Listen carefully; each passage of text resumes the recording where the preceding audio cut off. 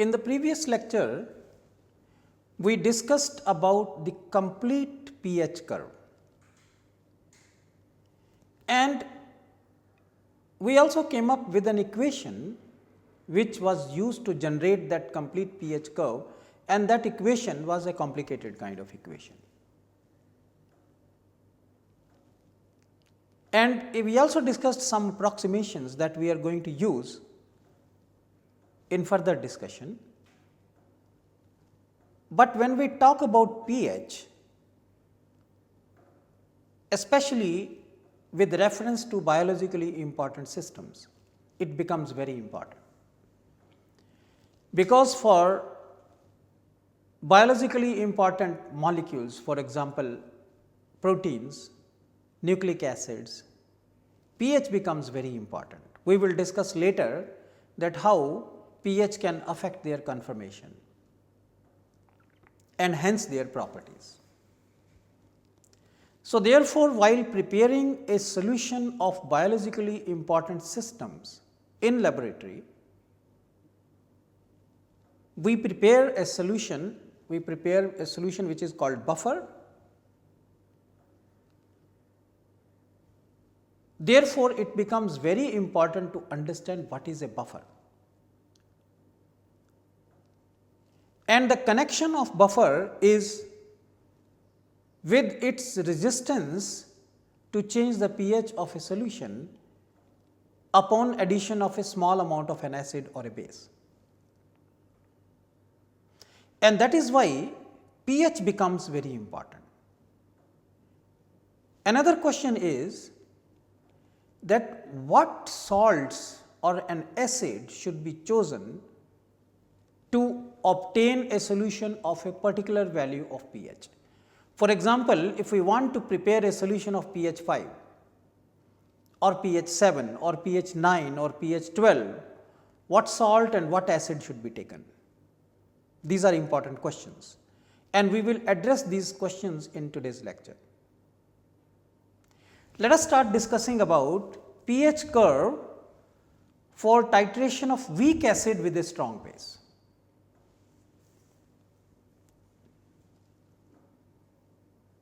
Now, what we have is at stoichiometric point, the hydronium ions in solution stem from influence of OH ions on autoprotolysis equilibrium, and OH ions are produced by Bronsted equilibrium. We are talking about this expression, that is the negatively charged ions, for example, the hydroxide ions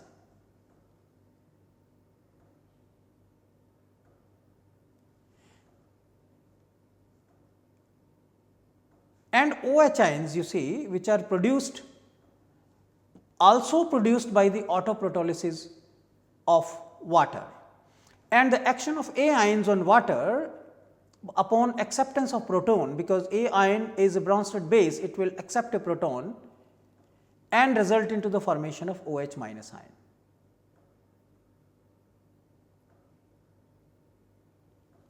And therefore, these will influence the stoichiometric point.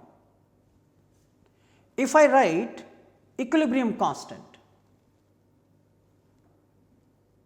for this particular reaction, it will be activity of Ha into activity of hydroxide ion over activity of A minus, taking activity of water to be 1, and you convert these into molar concentrations, you get this kind of expression. You have molar concentration of Ha, molar concentration of OH minus, and molar concentration of A minus. Treat it as within the brackets. Now, what happens after sufficient addition of acid, that is well past the stoichiometric point, pH is controlled by excess base present. Please look at this statement very carefully. After sufficient addition of acid, well past the stoichiometric point, pH is controlled by excess base present. How? I can write this expression that H3O is equal to Kw divided by OH minus ion. Even if I write this by using autoprotolysis of water, the hydronium ion concentration is approximately given by the autoprotolysis constant of water divided by hydroxide ion. So, it is the amount of OH ion, if it is in excess, that is going to control the pH of the solution, because H3O plus will be modified accordingly. Then again, if I take logarithm on both sides and set minus log H3O plus as pH, and OH ion concentration will result into POH, and then use pH plus POH is equal to pKw. I am skipping a step over here. Why I am doing it? Because we have discussed these things many times, and eventually one will get this relation, which pH is equal to pKw plus log B prime, where B is the amount of the base that is present in solution. So, that is what I was trying to comment upon, that the pH of the solution is controlled by the excess base which is present in the solution.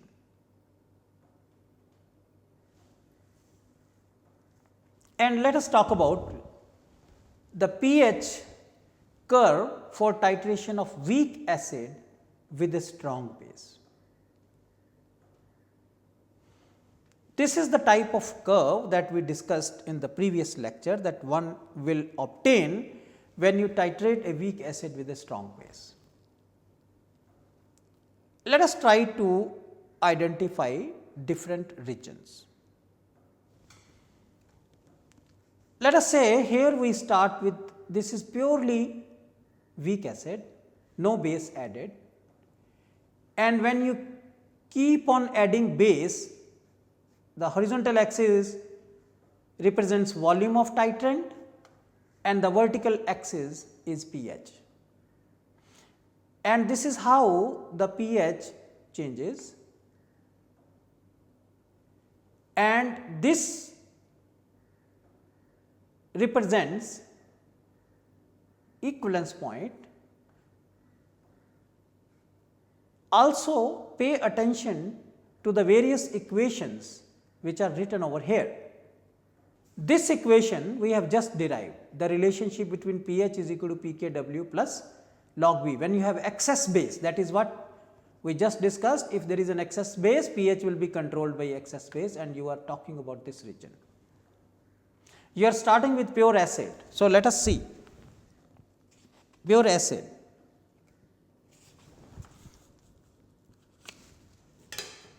And since we are talking about a weak acid, I will write the acidity constant is equal to activity of H3O plus into activity of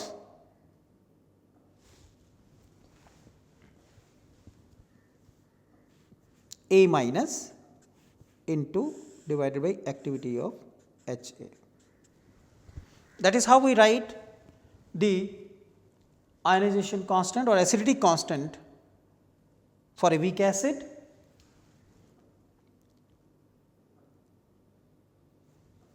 And let me write again, Ka is equal to, if the acid is weak and initially there is no base present, then both these have to be equivalent, because the source of A minus is also so HA and the source of H3O plus is also HA, and you are not talking about the contribution from autoprotolysis of water.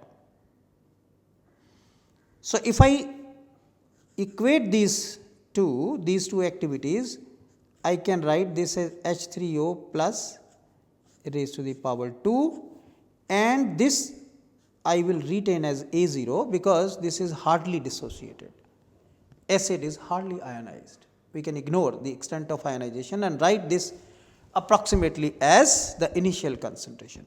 So, activity of H3O plus square is equal to acidity constant into A0, and this is same as this equation H3O plus is equal to square root of acidity constant into A0. And now I can take logarithm log activity of H3O is equal to half log Ka plus half log A0. And the next step will be, you take a negative sign on both sides, you multiply by -1, convert this to pH, convert this to pK, and this remains then as -1/2 log A0. And that is what, if we look at the figure now, that initially that is what is the equation. pH is equal to half pK A minus half log A0. pH is given by this expression,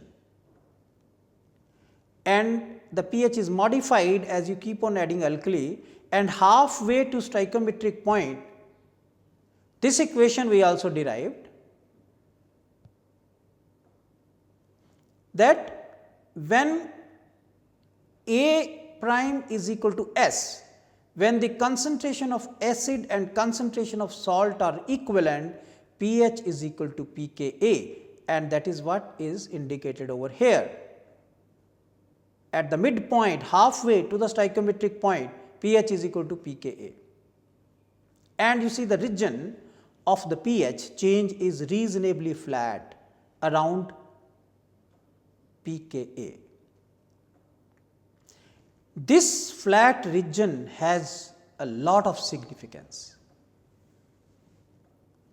That means a slight addition of an acid or a slight addition for a base is not going to change pH significantly, because you see within this circled region, this is a flat region, and the pH of the solution does not change when you add a little more amount of the titrant, and that is what is called the buffer action. What is a buffer? It is a substance which does not allow the change of pH upon addition of small amount of an acid or a base. And for what pH value it should be used? It depends on the pKa. That means we should choose a substance, and the region, that is wherever it has a value of pKa plus minus 1, pKa plus minus 1, that range can be used to be selected as the substance for preparing a specific pH. For example, if I want to prepare a solution of pH 7, then I should pick up a salt or an acid. The pKa of the acid should be, let us say, 7. If the pKa is 7, then the pH can be 7 plus minus 1. So, in other words, if I want to prepare a solution of pH 7, then I should use an acid or the salt of that acid where the acidity constant is within a range of plus minus 1 of that value. So, therefore, if the pKa is 6, then I can use that acid and its salt to prepare a buffer of a solution of pH from 6 to 8. For a pKa of 7, the pH can be 6 to 8, comfortably can be used, and that lies in this flat region. So, please do remember this, that whenever we want to prepare a solution of specific pH, it should fall within plus minus 1 range of the pKa value of that acid. Let us go back to the figure now. You continue adding alkali, and you see beyond this region, it is very sharply changing, and we will soon derive this equation at the equivalence point. And then further addition will give rise to another saturation, that is the pH becomes constant over there, almost constant over there, unless there is another ionization further happening. And this equation we also derived. Now, let us try to derive this kind of equation, this equation which is at the equivalence point. Find an approximate expression for the pH at the stoichiometric point of the titration of weak acid with a strong base. Calculate its value for the titration of 25 ml of 1 molar HClO with 0.1 molar NaOH. Again we are talking about weak acid and a strong base. And as usual, since we are talking about weak acid and a strong base, we will again use those approximations. We are talking about weak acid and we are talking about strong base.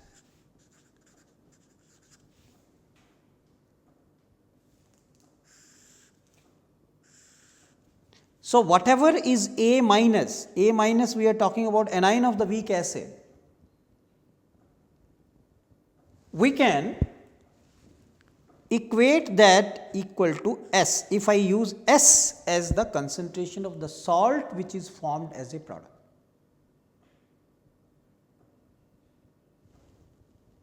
And whatever is the concentration of HA and whatever is the amount of H3O plus it produces, this I will equate equal to, let me write these as the concentrations, OH. These are the two approximations that I am going to use. So, therefore, equilibrium constant is equal to OH minus square over S.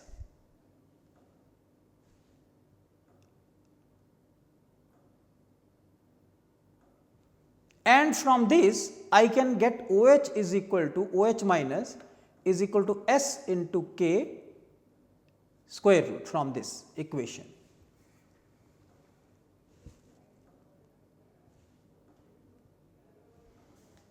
Okay. K, which is activity of HA into activity of hydroxide ion over activity of A minus,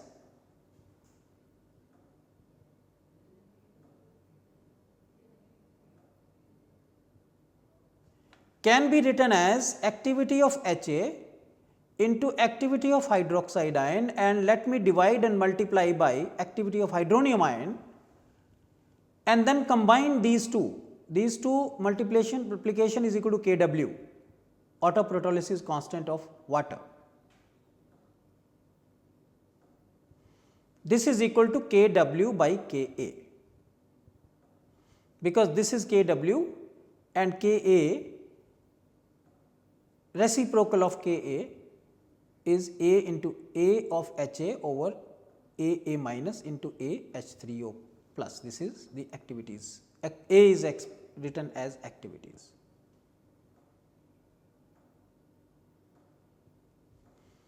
From this, if I substitute Kw by Ka for K into this expression, I get expression for OH, and from this I can easily get POH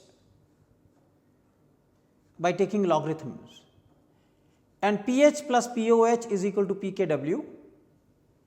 Therefore, I can express this equation in the form of pH, and this is the expression that we were looking for. And once you substitute the values of pKa of the acid and we substitute pKw, which is 14 at 25 degree centigrade, and the concentration of salt form will be 0.05,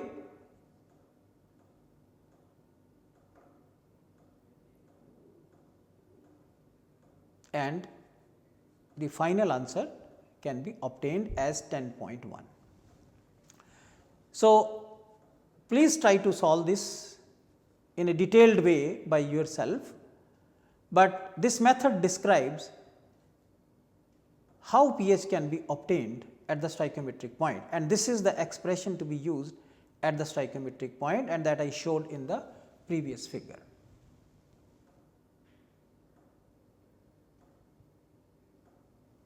The equivalence point, that is the concentration of salt, can be calculated from the given information, and that please try yourself. Now, buffers and indicators. I have discussed about the need of buffers. A buffer is a substance which resists the changes in pH upon addition of a small amount of acid and small amount of base. Indicator, as the name suggests, indicates the occurrence of the equivalence point. Let us discuss details. This is Henderson-Hasselbatch equation, and this equation suggests that the slow variation of pH in the immediate vicinity of S equal to A prime is the basis of buffer action.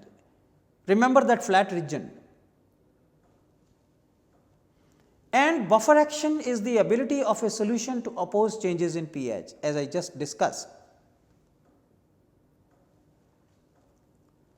The mathematical basis of buffer action, what is the mathematical basis? Is the logarithmic dependence of this ratio of acid to salt concentration. The logarithmic dependence is the mathematical basis, and whereas the physical basis is abundant supply of A minus ions, because salt is there and this A minus can remove any hydronium ion by additional strong acid. That is when small amount of an acid is added, and alternatively or vice versa, that is numerous HA molecules can supply H3O plus ions which can react with strong base that is added.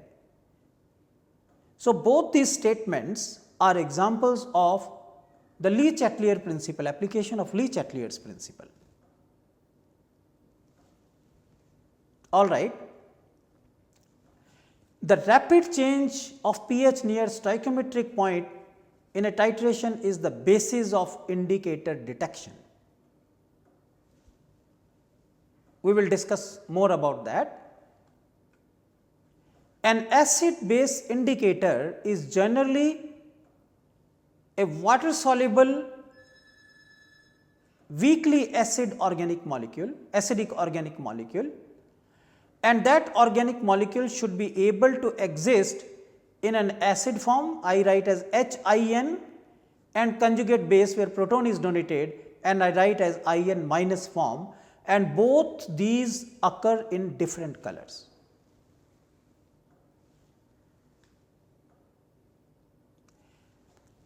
The proton transfer equilibria will be this: you have an acidic form of the indicator HIN, it will donate its proton, form hydronium ion and will have IN minus, and these two will have different colors.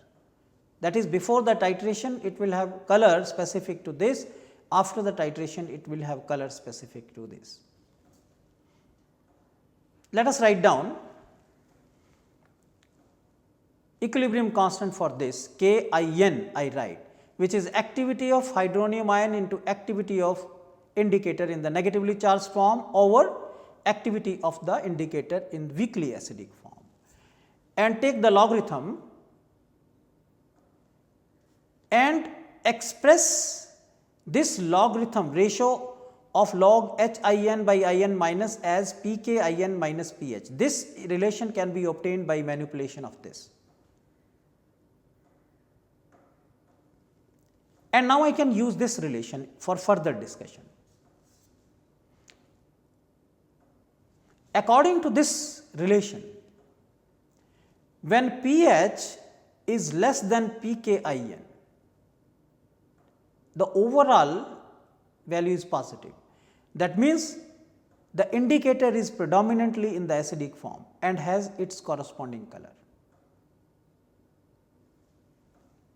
And when pH is greater, when pH is higher than pKin, then this overall it is negative. That means indicator is predominantly in its basic form and will have its corresponding color. At the end point, you have pH is equal to pKin.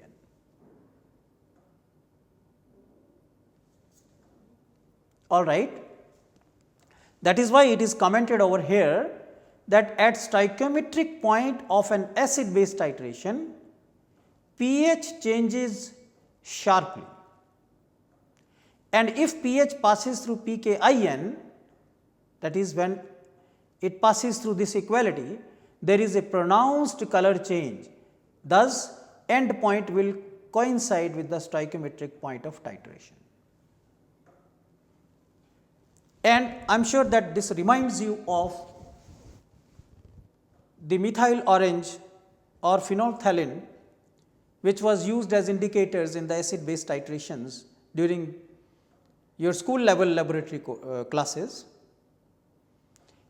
And today's discussion describes that why the color of the indicator changes.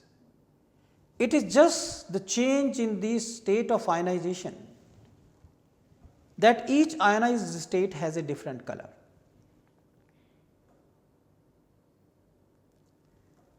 So, what we discussed in today's lecture is about a very important concept, and that is buffering action. What is a buffer? I am again repeating that in biologically important systems, buffers play a huge role, because several biologically important molecules have their specific activity at a particular pH value, and therefore maintaining that pH becomes very important, and therefore selection of the acids and its combination with the salts, which will give us that particular pH value, becomes very important. And I hope today's discussion helps in deciding that which molecules should be taken, which acid, which salt should be taken to prepare pH of the desired pH value. Thank you very much.